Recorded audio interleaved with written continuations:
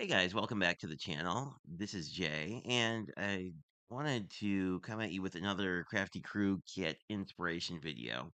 This is for the upcoming May kit, which the pre-order on that closes on the 15th of April. So I think you're seeing this about a week before that, so feel free to check that out. The links and all that are below.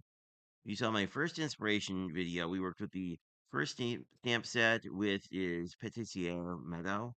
Hopefully, I'm not completely butchering French. Anyway, so there's a video up on the channel for this if you are interested. It is one of my favorite card designs, actually, for the mini slim line. So this is a card that has a bunch of pieces, but let me walk you through the coloring and stamping first. I will put a little thingy down there that will show you this in detail if you want to see it in slightly sped up real time.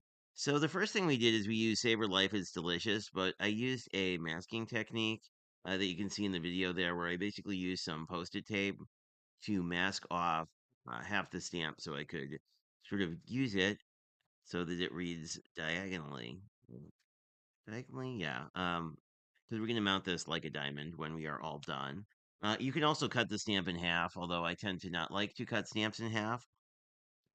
But that is your choice, of course. Sometimes cutting the sentiments apart makes it a lot easier to do these kind of techniques. And then I stamped out one of the sous-vide chefs, or sous-ee chefs, I think, technically. The cute little piggies. And I'm going to use this as my primary focal image. And that I will show you how it goes together in one moment. But that is all the coloring stuff. And this paper is all from the paper pad that came with the Crafty Crew Kit. It's the Sugar and Spice. There are a bunch of pieces, so I'm just going to run through them quick. And if you want, I most certainly can throw I can throw all the measurements in the description, which I will attempt to do because there's a bunch of pieces here. Anyway, this card is inspired by my favorite card of a crafty crop this weekend. So the original card was more of a floral. This one is more of a food and piggy themed one. But let's talk about the easy ones. We have one piece. It is going to mount diagonally. So you want it to be non-directional. This one is 2 3/4 by 2 3/4. The pig is a 1 3/4 inch circle punch, and the this white piece is 3 by 3. We have two 3 by 4s. One is in white and one is a pattern piece of your choosing. It will mount right side up, so directional is totally fine here. Then a 2 by 4 and a circle to go behind your focal image. If you wanted a bigger, you could certainly size up this circle a bit if you wanted to. Um, I thought this framing was really good given the size of our little piggy.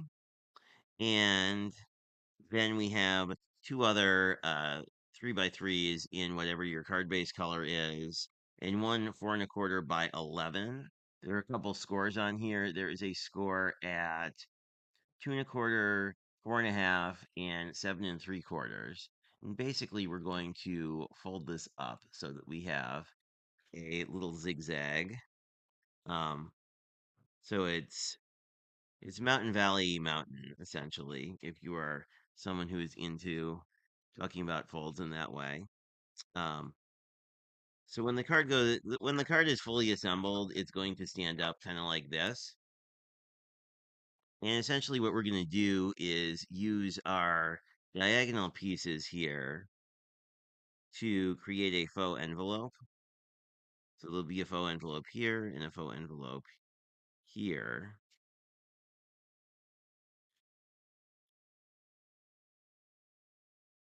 Then this piece will mount like that. Then the other piece will mount like that. So when this is closed, you'll see the actual the writing area will be hidden. So then when you open it, you can either stamp or write sort of a hidden sentiment here if you want. But let's put this thing together because I've been talking a long time and hopefully this video won't be like 3 years long. So let me just grab some adhesive and we will start doing We are back. I think the first thing I'm going to do is use some wet glue to get our piggy attached to our rolling pin paper.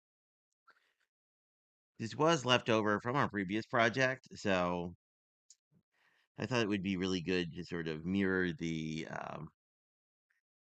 blue and the red that are in most of the rest of this pad, but also I did like the idea of sort of creating a less busy area for your eye to sort of rest on.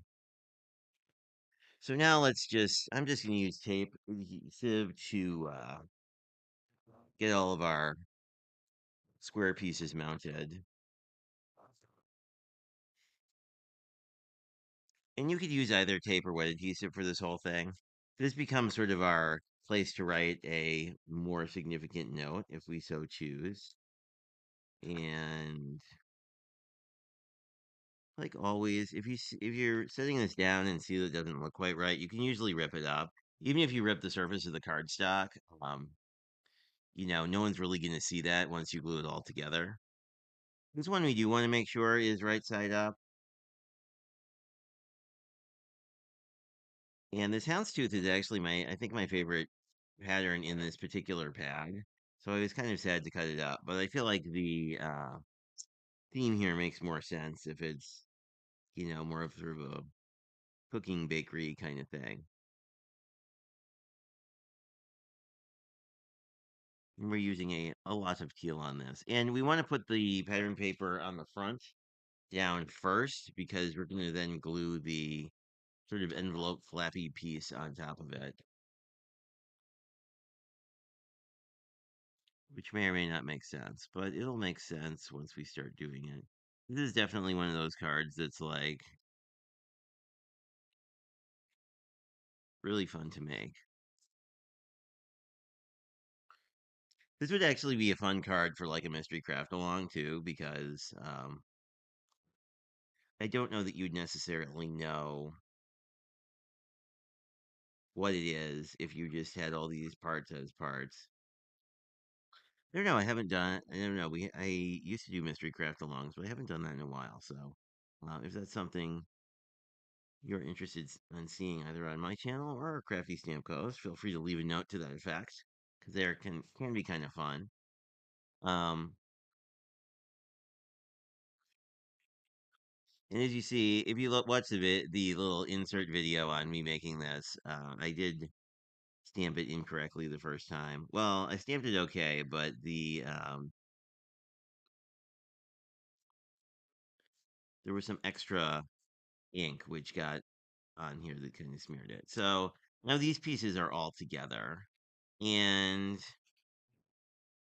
now what you do is you just need to put glue on this bottom half of the square, and then you can glue it as an envelope flap. And I tend to I think it makes more sense to do that before you put your focal image on.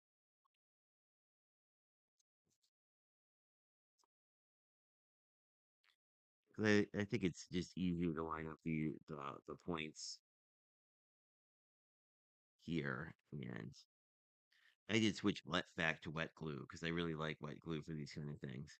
And then this one, we're going to mount exactly the same way.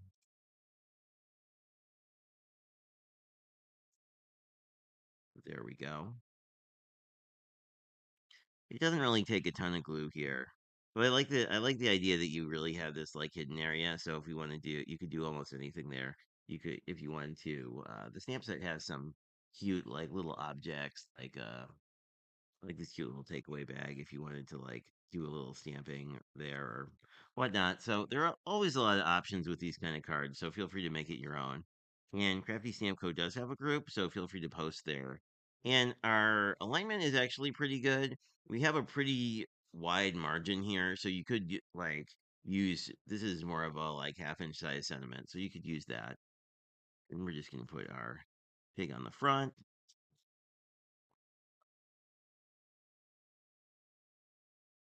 And I think you could definitely do a 2.5-inch circle here too if you want a little more, a larger focal image. We could have gone on, I think we probably could have gone to 2.5 inches and been just fine. But what we did also looks cute. So here's our little pig Sou-ee Chef, and it says "Enjoy life, it's delicious," and you have one place to write a message and a place on the back. So that is our project for today. All info is in the description box below about Crafty Stamp Co. stuff. And thanks for checking this out. If you have any thoughts or comments, feel free to leave them in the description below. And I will talk to you guys later.